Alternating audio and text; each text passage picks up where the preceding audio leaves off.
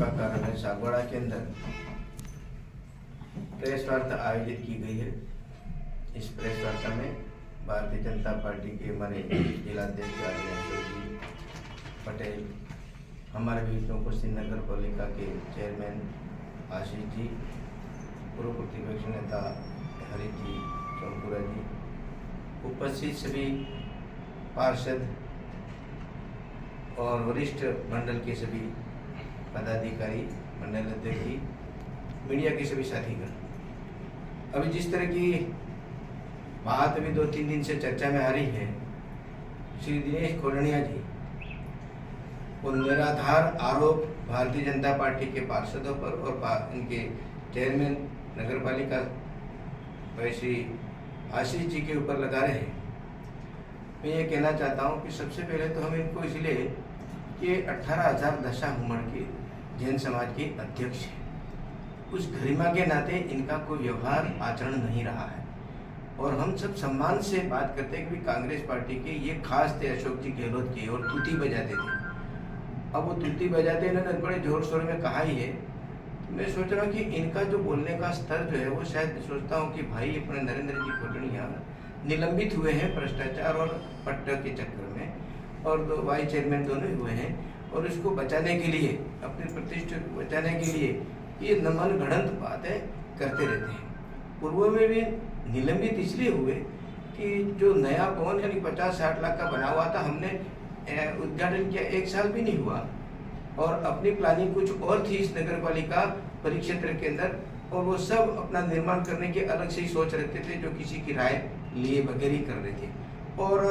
पुराना भवन तो आज भी सोचते हो कि 50 साल और टिके, ऐसा इसमें कोई नहीं हुआ है। तो ये नया भवन गिरा करके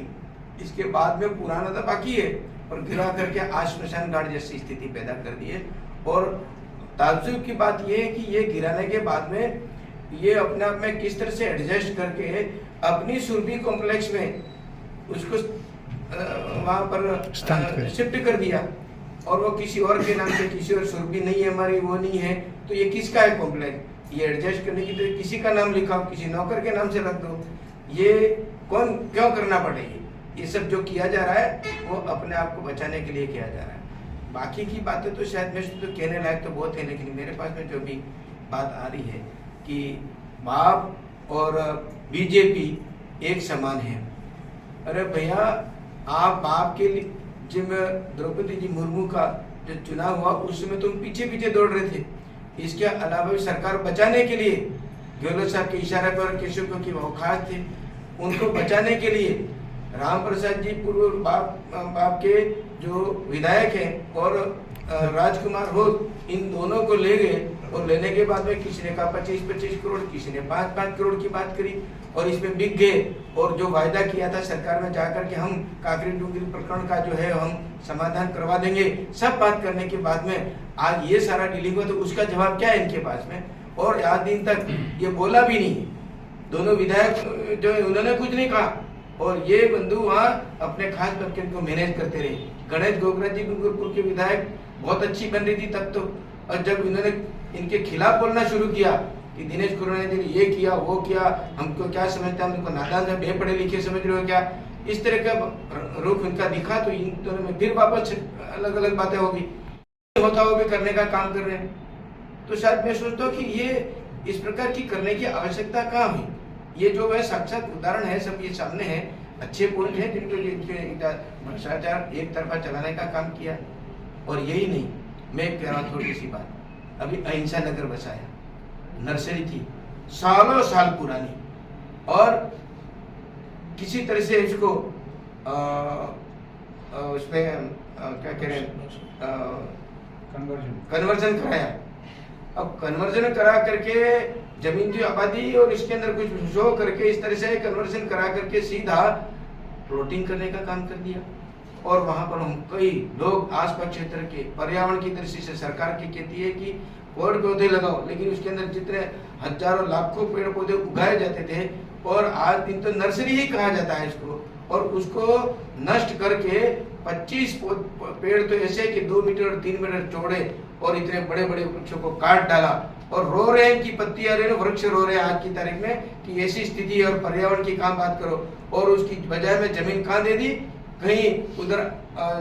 रिको इंडस्ट्री की तरफ बताते हैं, कोई माणकपुरा में लेते हैं, वहां तो सभी बसे हुए लोग हैं, तो जमीन कहाँ हुई, अपना बिल्डिंग तो शुरू हो गया और खुद भी ले लिया। आश्चर्य की बात है कॉलोनी में जो काटी उसमें सबसे अग्रिम फ्रंट में अपने ही चेयरमैन होने के जरिए उनके नाम बताया जा रहा है, अभी लुप्त है नाम, तो अपन भी है वो, और बाकी का पीछे की रेट है वो उनकी बहुत हाई, आगे की कम, ऐसा भी जानकारी मेरे आया। तो ये जो दिक्कतें है ना वो उनके लिए है कि वास्तव में ये क्या है। आज उनके बिल्डिंग बनने शुरू हो गए और बन रहे, आधे से ऊपर तक भी बनेंगे, और उसके बाद में फिर आप कह रहे हो कि वहां पर ऑफिस था, वहां पर वन विभाग का पूरा कमरा कार्यालय वगैरह सब थे, अब उसके लिए जमीन दी है, वहां पर तो 1 इंच भी कोई निर्माण नहीं हुआ और अपने यहाँ पर बिल्डिंग सबकी कॉलोनी काट करके वो पैसे ऐड लिए और वहां पर उस नर्सरी के ऑफिस और इनके जितने भी छोटे मोटे उन सबको कोई आज तो नामो निशानी नहीं है। कहाँ गए वो जमीन है, कहाँ बताया वो, फ्रंट में आकर के बात करें पहले। इस तरह से नहीं चल रहा, इस तरह से अब आप जो जिस तरह से करो